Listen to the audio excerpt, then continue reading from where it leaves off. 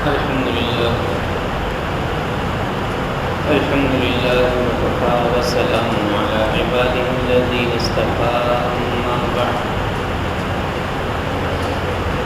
أما بعد فأعوذ بالله من الشيطان الرجيم بسم الله الرحمن الرحيم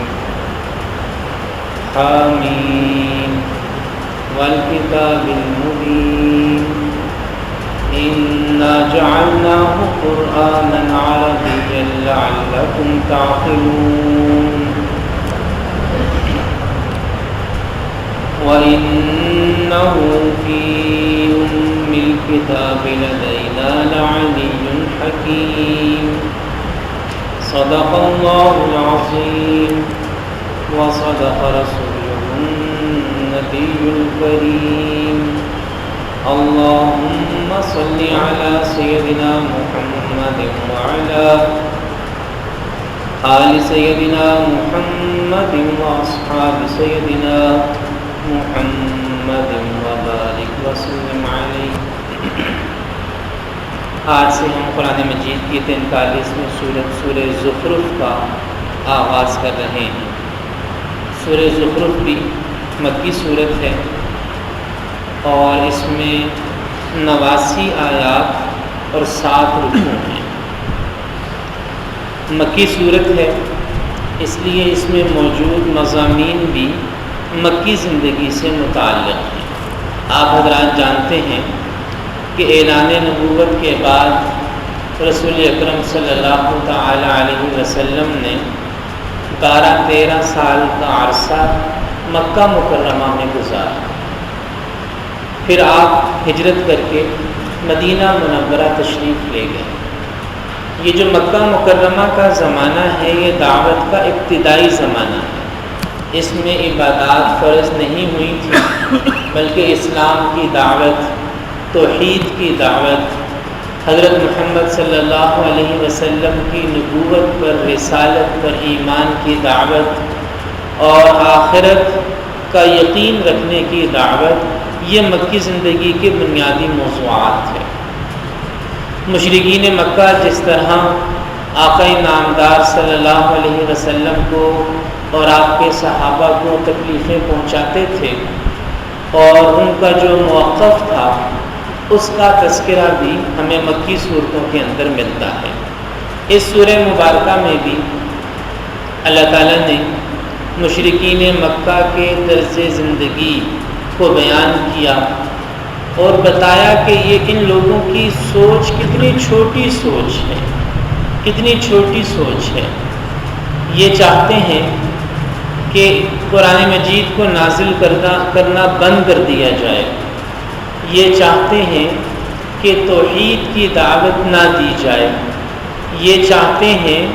کہ بتوں کی پوجا، اللہ کے غیر کی عبادت جس میں یہ لگے ہوئے ہیں لگے رہیں اور کوئی انہیں منع نہ کرے، یہ چاہتے ہیں۔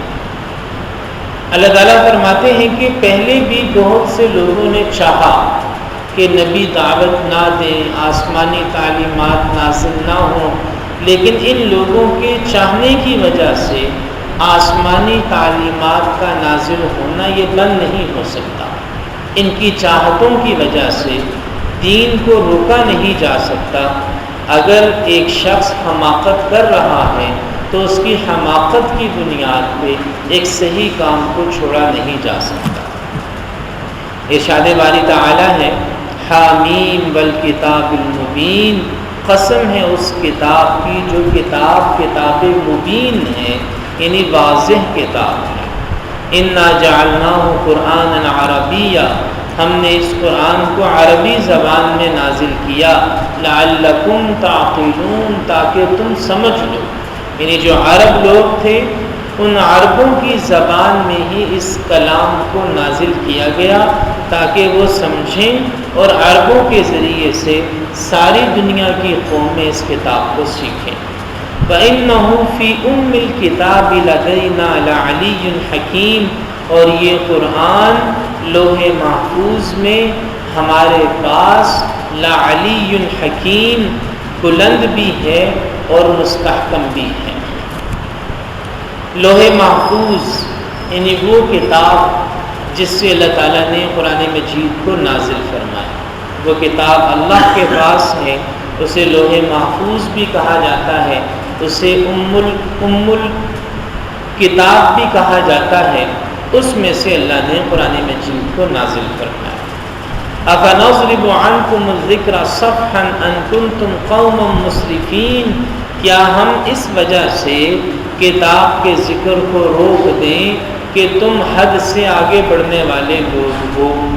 یعنی تمہارے نہ چاہنے کی وجہ سے ہم قرآن کو نازل کرنا بند کر دیں، یہ نہیں ہو سکتا۔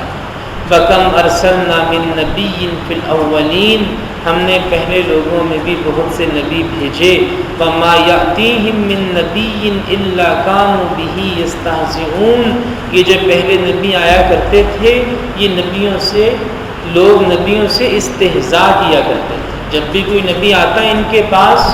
تو وہ إِلَّا كَانُوا بِهِ يَسْتَهْزِئُونَ، نبیوں سے استہزاء کرتے، ان کا مذاق اڑاتے، ٹھٹھا کرتے، یعنی وہ لوگوں کو یہ باور کروانے کی کوشش کیا کرتے تھے کہ یہ لوگ تو بس یوں ہی ہیں اور ان کی باتوں کو ماننا یا ان پہ غور کرنا کوئی ضروری نہیں ہے۔ یہ بھی اہل باطل کا ہمیشہ سے ایک ہتھیار رہا ہے، یعنی جو بات صحیح ہے اس بات کا مذاق بنا دو، اس کا لطیفہ بنا دو، اس کا مذاق اڑانا شروع کر دو، یہ بھی ایک اہل باطل کا، شیطانوں کا ایک ہتھیار رہا ہے۔ یعنی اگر ایک شخص صحیح طریقے سے چلنا چاہتا ہے، اچھی زندگی گزارنا چاہتا ہے، سنت کی پیروی کرنا چاہتا ہے تو اس کے طریقہ کار کا مذاق اڑایا جاتا ہے، یہ بھی ایک شیطانی فتنہ ہوتا ہے۔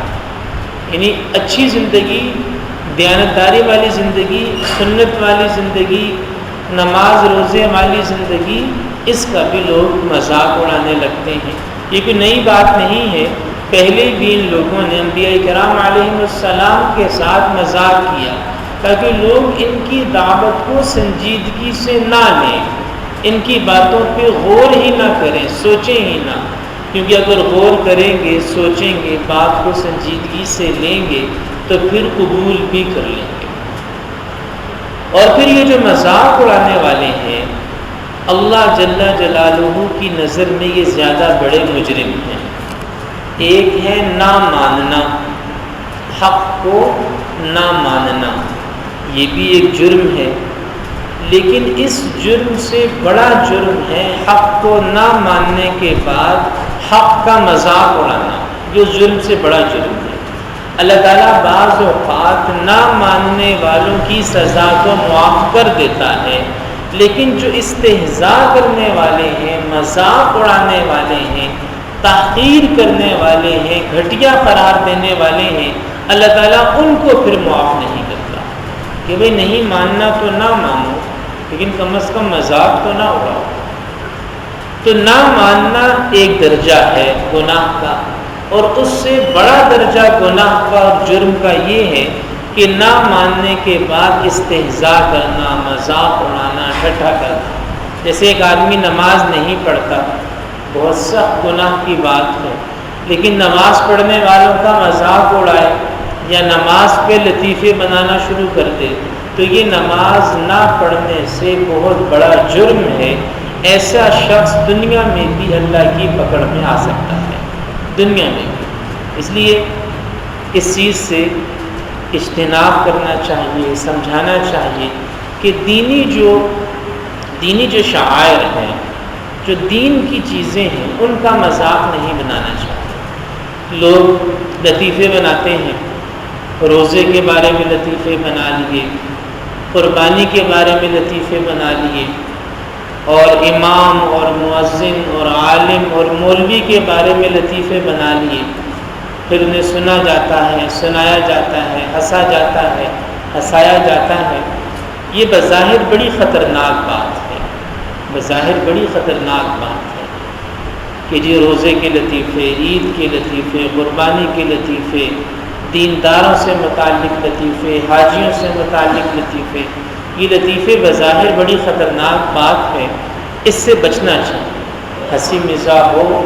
خوش طبعی ہو، کوئی بری بات نہیں، لیکن مذہب اور دین سے متعلق چیزوں پر لطیفے بنا لینا اور ہنسنا اور ہنسانا اور استہزاء کرنا یہ بڑی نامناسب بات ہے۔ ہمارے یہاں باقاعدہ ایک خاص سازش کے ذریعے یعنی مولوی کو، مسجد کو، ملا کو، دین کو، برقعے کو، داڑھی کو، ٹوپی کو، پگڑی کو ایک خاص سازش کے ذریعے اسے ایک معیوب چیز بنایا گیا، یعنی اس کی قدر و منزلت کو کم کرنے کی ایک منظم سازش کی گئی ہے ہمارے اس خطے کے اندر۔ یعنی ایک زمانہ تھا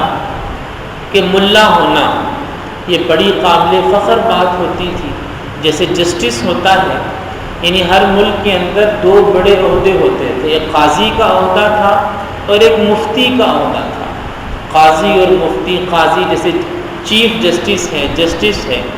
بالکل اس کے متوازی ایک عہدہ ہوتا تھا مفتی کا عہدہ، یعنی جیسے قاضی کی عزت تھی ویسے مفتی کی عزت تھی، اور جو بڑا مفتی ہوتا تھا اس کو ملا کہا جاتا تھا۔ ملا بڑی عزت، بڑا احترام، بڑے اعلیٰ ادارے، بڑے اعلیٰ مدارس ہوتے تھے، لیکن پھر وقت کے ساتھ ساتھ ایک خاص سازش کے ذریعے ان کی قدر و منزلت کو کم کیا گیا، مذاق بنایا گیا، استہزاء کیا گیا، لطیفے گھڑے گئے اور ہنسنے ہنسانے کا ایک ذریعہ بنا لیا گیا۔ پھر ایک وقت ایسا آیا کہ دیہاتوں میں مولوی کو، امام مسجد کو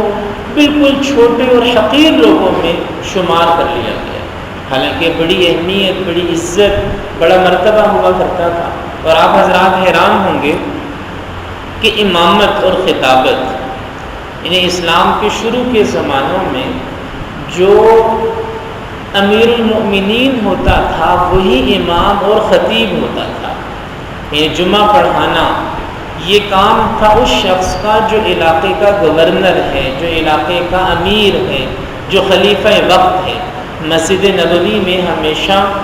پہلے نبی پاک صلی اللہ علیہ وسلم نے جمعہ پڑھایا، پھر سیدنا ابوبکر رضی اللہ عنہ نے جمعہ پڑھایا،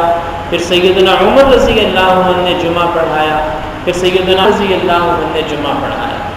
حضرت علی رضی اللہ عنہ نے دارالخلافت کوفہ منتقل کیا تو کوفہ کی جامع مسجد میں حضرت علی جمعہ پڑھایا کرتے تھے، اور یہاں جو گورنر تھے وہ جمعہ پڑھایا کرتے تھے۔